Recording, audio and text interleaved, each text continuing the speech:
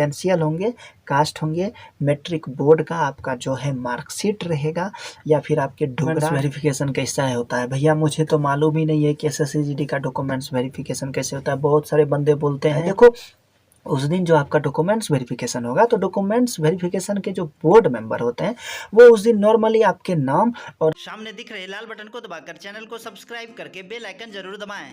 SSC का documents verification कैसा है होता है। भैया मुझे तो मालूम ही नहीं है कि SSC का डॉक्यूमेंट्स वेरिफिकेशन कैसे होता है। बहुत सारे बंदे बोलते हैं कि कोई अगर सारा अपना डॉक्यूमेंट सबमिट कर देता है, फिर भी किसी बंदों के घर पर ज्वाइनिंग लेटर के बदले रिजेक्शन लेटर आ जाते हैं। 2021 में बहुत सारे बंदों को विदहेल्ड में रख लिया गया और अभी तक उसकी ज्वाइनिंग नहीं हुई है, पता नहीं 2 सालों 3 सालों में होगी।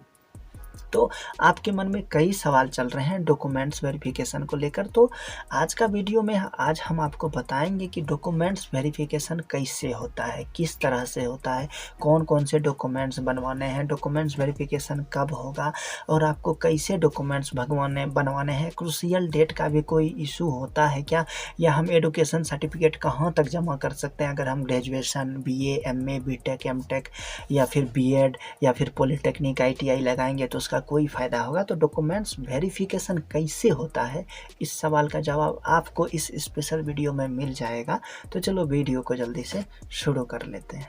देखो ज्वाइनिंग के लिए डॉक्यूमेंट्स कोई बहुत बड़ी बात नहीं है, बहुत छोटी बात है, बट अगर एक चींटी हाथी के नोक में घुस जाए तो हाथी का जीना मुश्किल कर देती है। इसी तरह अगर आप एक भी डॉक्यूमेंट्स गलत तरीके से बनाकर सबमिट कर देते हो या उसका डाटा मिसमैच हो जाता है, तो मैं लिखित में दे सकता हूं कि आपके घर पर ज्वाइनिंग लेटर के बदले रिजेक्शन लेटर आया जाएंगे। हमारे एक भाई साहब ने अपना कैरेक्टर सर्टिफिकेट गलत तरीके से बनाया था। 44 सप्ताह की ट्रेनिंग में 25 सप्ताह तक उन्होंने ट्रेनिंग कर ली थी। उसके बाद IG सर ने उसे निकाल दिया और बोला इस डॉक्यूमेंट्स को बनवा कर आओ, क्लियर करके आओ, फिर आपकी ट्रेनिंग शुरू से होगी। इसलिए अगर आपके मन में कोई भी खुराफाती या कोई दूसरे तरीके से डॉक्यूमेंट्स बनाने का दिमाग चल रहा है तो इससे अपने फितूर को निकाल देना।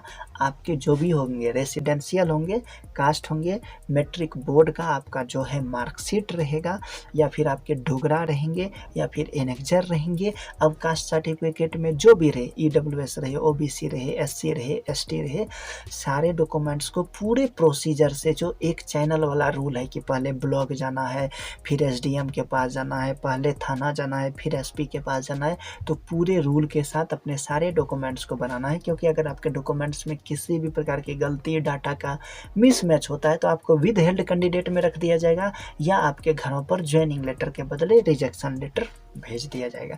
तो आपके मन में ये सवाल आ रहे होंगे कि भैया डॉक्यूमेंट्स वेरिफिकेशन होता कैसे।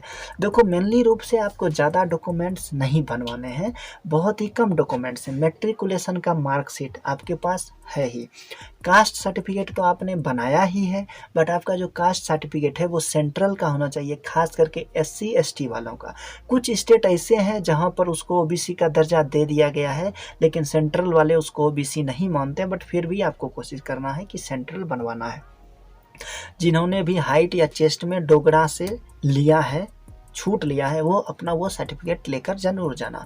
एनेक्जर की कोई ज़्यादा ज़रूरत नहीं पड़ती है, एनेक्जर खास इम्पोर्टेंट नहीं होता है। उसके बाद ज्वाइनिंग के समय आपको 2 सबसे इम्पोर्टेंट डॉक्यूमेंट्स लगते हैं, एक SP का कैरेक्टर सर्टिफिकेट, एक SDM का कैरेक्टर सर्टिफिकेट। बट मेडिकल के समय आपको ये डॉक्यूमेंट्स नहीं लगने वाले हैं। उसके बाद आपका जो आधार कार्ड है, आपका जो पैन कार्ड है, तो आपके आधार कार्ड में आपके नाम की स्पेलिंग, आपके डेट ऑफ बर्थ जो भी है, सेम मैट्रिकुलेशन के मार्कशीट में होना चाहिए और सेम पैन कार्ड में भी होना चाहिए। हाँ, अब बहुत सारे बंदों के साथ ये समस्या आती है कि भैया मेरे माता पिता का नाम कुछ और है और मेरे सर्टिफिकेट में उनका नाम कुछ और है। तो आपको चिंता नहीं करने हैं, आपके मैट्रिकुलेशन के सर्टिफिकेट हैं या आपके आधार कार्ड हैं या आपके रेसिडेंशियल हैं, उन सबों में आपके माता पिता का नाम सेम होना चाहिए, चिंता नहीं करनी है। तो देखो डॉक्यूमेंट्स वेरिफिकेशन लोग क्या सोचते हैं कि अगर हम एक दिन डॉक्यूमेंट्स को जमा कर दें और डॉक्यूमेंट्स मेडिकल के जो बोर्ड हैं, डॉक्यूमेंटेशन जो बोर्ड हैं, उन्होंने अगर हमारे डॉक्यूमेंट्स को लेकर फाइल में रख लिया तो हमारा डॉक्यूमेंट्स वेरिफिकेशन हो गया। तो ये बहुत ही गलत बात है, ये ऐसा बिल्कुल भी नहीं होता है। देखो उस दिन जो आपका डॉक्यूमेंट्स वेरिफिकेशन होगा, तो डॉक्यूमेंट्स वेरिफिकेशन के जो बोर्ड मेंबर होते हैं वो उस दिन नॉर्मली आपके नाम और आपके डेट ऑफ बर्थ और आपका जो भी डॉक्यूमेंट्स है उसके इशू डेट को देख लेते हैं और फाइल में रख देते हैं। उसके बाद एक स्पेशल टीम होती है जो आपके सारे डॉक्यूमेंट्स को बहुत ही अच्छे से बारीकी से देखती है। इसके नाम की स्पेलिंग सब में सेम है, इसका डेट ऑफ बर्थ सब में सेम है, माताजी का नाम सब में सेम है, पिताजी का नाम सब में सेम है, क्या पुलिस स्टेशन है या पोस्ट ऑफिस है या इसका डिस्ट्रिक्ट है या स्टेट है या पिन कोड है या फिर क्या इसका कास्ट सर्टिफिकेट सेंट्रल का है। इतना कुछ करने के बाद वो ओके रिपोर्ट बनाकर भेज देते हैं, तब जाकर आपकी फाइनल मेरिट लिस्ट जारी कर दी जाती है। बट फाइनल मेरिट लिस्ट जारी होने के बाद भी डॉक्यूमेंट्स वेरिफिकेशन का प्रोसेस खत्म नहीं होता है, क्योंकि एसएससी जीडी क्या करती है, फाइनल मेरिट लिस्ट बनाकर हर फोर्स को दे देती है। आपको जो भी फोर्स अलॉट होंगे, CISF, BSF, CRPF, Assam rifle, ITBP, SSB, SSF, NCB, सबको जो है आपके एक पीडीएफ दे देते हैं, तो वो फोर्स आपकी ज्वाइनिंग करवाती है। उसके बाद वो फोर्स अगले 2 सालों तक आपके डॉक्यूमेंट्स का वेरीफाइड करती है। अगर यकीन नहीं हो रहा है, कोई भी बंदा 2021 का होगा, उसको पूछना कि उसका जो एसपी का कैरेक्टर सर्टिफिकेट था, तो उसका जो पुलिस स्टेशन का जो एसएचओ होता है, जो थानेदार होता है, वो 1.5 साल के बाद घर आके पता करता है क्या बंदे का घर यहाँ पर है। तो वो जो भी आपको फोर्स अलॉटमेंट हुए हैं, वो फोर्स सबसे गुपचुप तरीके से आपके डॉक्यूमेंट्स का वेरिफिकेशन करवाती है। तो आज ये बात अपने दिमाग में सेट कर लो कि कोई भी डॉक्यूमेंट्स है उसे गलत तरीके से नहीं बनाना है, किसी भी प्रकार का मिसमैच नहीं होना चाहिए। आपके मन में क्रूशियल डेट का बहुत बड़ा एक कन्फ्यूजन है। 2021 में एसएससी जीडी ने अपने नोटिफिकेशन में बोला था कि जो भी डॉक्यूमेंट्स हैं वो क्रूशियल डेट के पहले के होना चाहिए। अब जिस तरह से आपका 30 नवंबर को फॉर्म फिलअप लास्ट डेट था, तो आपके जो भी डॉक्यूमेंट्स हैं वो 30 नवंबर के पहले का होना चाहिए, ऐसा बिल्कुल भी नहीं है। देखो, किसी भी डॉक्यूमेंट्स की वैलिडिटी होती है 6 महीने, 1 साल, 3 साल, बट आप जितना नया डॉक्यूमेंट्स बना कर दोगे उतना बेहतर होगा। हाँ, अगर आपका डॉक्यूमेंट्स क्रूशियल डेट का पहले का है तो बहुत अच्छी बात है, बट अगर क्रूशियल डेट से पहले का नहीं है, आपने हाल ही में नया बनवाया है, तो एसएससी तो ढूंढती है कि नया डॉक्यूमेंट्स रहेगा, अपडेट रहेगा, मुझे ज़्यादा समस्या नहीं होगी, तो वो उसको एक्सेप्ट कर लेती है। उसके बाद जिस दिन डॉक्यूमेंटेशन के लिए जाओगे, आपको इतना बड़ा ये 4 साइज में डॉक्यूमेंटेशन का फॉर्म दिया जाएगा। उस पर अपना नाम, पिताजी का नाम, सब कुछ बहुत अच्छे तरीके से भरना है।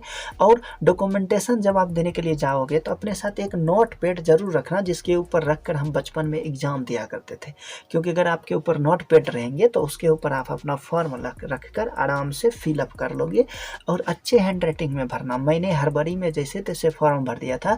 जब मैं ज्वाइनिंग के लिए आया तो देखता हूँ मेरा फाइल है, उसमें मेरा फिजिकल और वो डॉक्यूमेंटेशन वाला और मेडिकल वाला फॉर्म निकल रहा है। तो उस हैंड राइटिंग को देखकर मैं मन ही मन गिल्टी फील कर रहा था, जबकि मेरी हैंड राइटिंग बहुत अच्छी है। तो आपको अच्छे से भरना है। आपके मन में कोई भी सवाल चलते हैं, कोई भी टेंशन है, तो अपने मन में नहीं रखना है, कमेंट बॉक्स में आके कमेंट करना है और मैं आपके हर कमेंट का पर्सनली रिप्लाई दूंगा। मेरे से डायरेक्ट बात करना चाहते हो मैसेज में, तो डिस्क्रिप्शन में मेरी इंस्टाग्राम आईडी मेंशन की हुई है, वहाँ पर मेरे को मैसेज करो, मैं आपके हर मैसेज का रिप्लाई दूंगा। अगर अपने 0 किलोमीटर यूट्यूब परिवार के टेलीग्राम ग्रुप से जुड़ना चाहते हो तो डिस्क्रिप्शन में टेलीग्राम ग्रुप का भी लिंक दिया हुआ है, वहाँ पर आप जुड़ सकते हो। और टेंशन नहीं लेना, मेडिकल डॉक्यूमेंटेशन तो आराम से हो जाएगा। मेन अपना फिजिकल था, क्योंकि फिजिकल में आपको मेहनत करनी थी, बट मेडिकल और डॉक्यूमेंटेशन में मुझे मेहनत करनी है। और जब तक मैं हूँ, आपके वर्दी लेने का सपना 110% पूरा होगा। तो मिलते हैं आपसे बहुत ही जल्द अगली वीडियो में। तब तक के लिए जय हिंद, जय भारत।